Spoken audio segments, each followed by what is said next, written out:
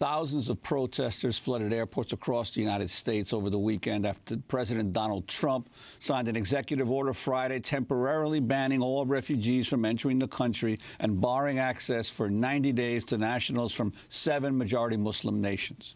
The draconian measure instantly cut off access to the United States for 218 million people from Iran, Iraq, Libya, Somalia, Sudan, Syria, and Yemen. It indefinitely suspended the admission of Syrian refugees. Across the world, travelers were left stranded while scores were detained by customs officials after landing at U.S. airports. As news of the order spread Saturday, thousands gathered at JFK Airport in New York City for an impromptu protest. Democracy Now!'s Nermeen Sheikh was there.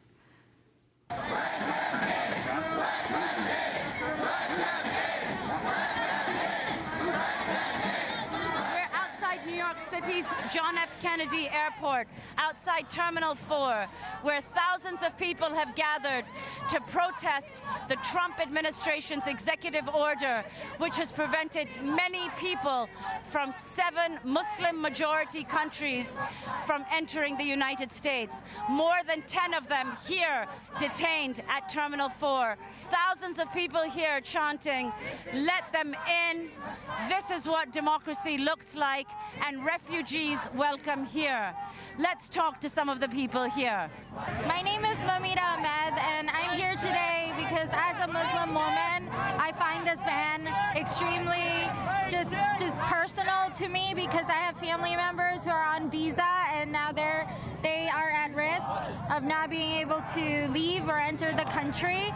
And again, as a Muslim, I feel like this is targeting our community in an unfair way. I was here since 12:30, and before it was like 100 people that showed up, and then we were live streaming. I actually tweeted for people to be here, and it had like 2,000 retweets, and then just I was live streaming, which I got a lot of shares, like almost 1,000 shares, and I think other people that were here did the same thing, and next thing you know, there's like an entire huge crowd started showing up, and now there's protests happening all over the country.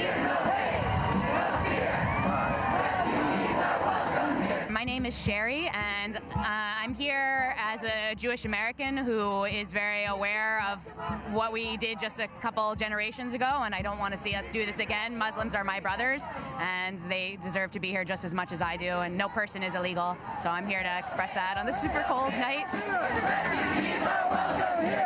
My name's David. I live in New York. I'm from Texas, but my parents are from Vietnam.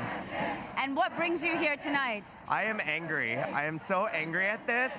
If it wasn't for the country letting my parents in here when they were refugees, none of us would be here. New York is made up of immigrants and refugees, and this is infuriating. So your parents came here as refugees? They did, from Vietnam. My entire family did. And it's absurd that Muslims are being targeted. It's ridiculous.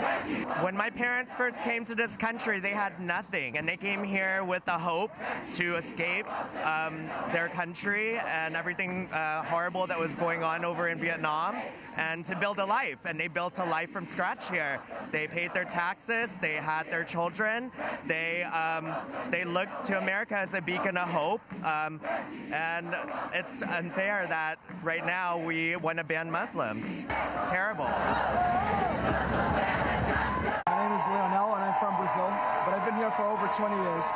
I went through the green card process. I know how much of a vetting process that actually is already, and even just the visa process. And I know that it takes very little of a suspicious note in your resume, in your history as a person of your family to even be not allowed in at that point. So to even add to that something so ridiculous and arbitrary as a Muslim ban, it makes absolutely no sense, and it's completely xenophobic.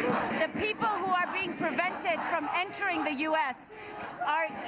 include legal permanent residents, people who have green cards from those 7 countries that have been designated by the Trump administration. That's correct. I mean, that's what's even more appalling about it, but just from a basic level, we shouldn't turn people away. That's what this country was founded on. And it's not just that, it's just common human decency. You're keeping people from escaping a country that you yourself have destroyed. Well, my name is Rui Kapadia, Muslims who are here already in the U.S. under a Trump administration, under this administration?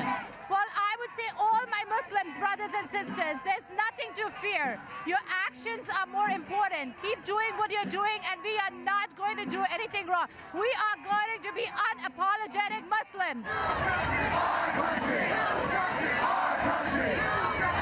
I heard that there was one man that was released earlier today, and I hope that with the pressure of a lot of electeds were here tonight. I was standing with a bunch of city council people, thousands of people here, that the shame and embarrassment of doing this act and everyone seeing you will help it stop. Now, that being said, that's just today. So what happens like a month from now when people just, they're still stuck in their country, they're not here at the airport? This is the dramatic thing when they're here at the airport. I'm worried almost more about what happens a few weeks from now when people who were expecting to come here from refugee camps just can't come. We won't see those people. We're all very aware of the 10 or so inside. I'm worried more almost about what happens with the people we're not going to be as aware of, Outside a very cold Terminal 4 at New York City's John F. Kennedy Airport, I'm Nermeen Sheikh with Sam Alcoff and Anna Osbeck for Democracy Now!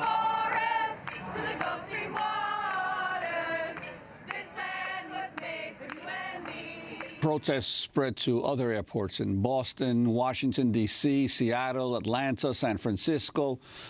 President Trump's order also drew immediate legal challenges. On Saturday, the ACLU asked a federal judge to intervene in the case of 2 Iraqis detained at JFK Airport. On Saturday night, U.S. District Judge Ann Donnelly in Brooklyn ordered the men released as part of a nationwide stay on part of Trump's executive order. Her ruling temporarily blocked the deportation of valid visa holders, including those from countries listed in Trump's ban. In Boston, Carl Williams, a lawyer from the ACLU, announced the legal victory while standing in front of hundreds of protesters at Logan International Airport. The ACLU nationally filed for a writ of habeas corpus to stop this nationally. A judge in New York just granted that.